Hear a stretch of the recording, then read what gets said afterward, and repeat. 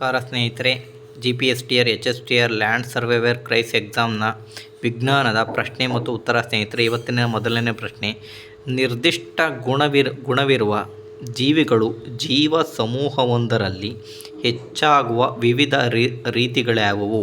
Option A ನಿಸರ್ಗದ ಆಯ್ಕೆ, option B ಅನುವಂಶೀಯ ದಿಕ್ಚ್ಯುತಿ, ಆಪ್ಷನ್ ಸಿ ಉತ್ಪರಿವರ್ತನೆಗಳು, ಆಪ್ಷನ್ ಡಿ ಮೇಲಿನ ಎಲ್ಲವು. ನೋಡೋಣ ಬನ್ನಿ ಸ್ನೇಹಿತರೆ. ಈ ಒಂದು ಪ್ರಶ್ನೆಯನ್ನು ನಾನು 10ನೇ ತರಗತಿಯ ಜೀವವಿಕಾಸ, ಅನುವಂಶೀಯತೆ ಮತ್ತು ಜೀವವಿಕಾಸ ಪಾಠದಿಂದ ಆಯ್ಕೆ ಮಾಡಿಕೊಂಡಿದ್ದೇನೆ.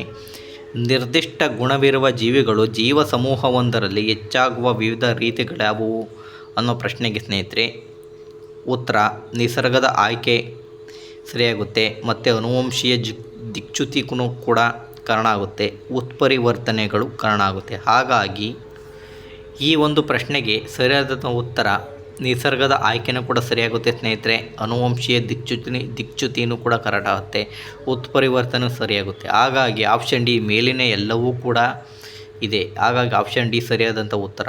ಈ ವಿಡಿಯೋ ಇಷ್ಟ ಆದರೆ ಲೈಕ್ ಮಾಡಿ, ಶೇರ್ ಮಾಡಿ, ಸಬ್ಸ್ಕ್ರೈಬ್ ಮಾಡಿ ಸ್ನೇಹಿತರೆ. ಧನ್ಯವಾದಗಳು.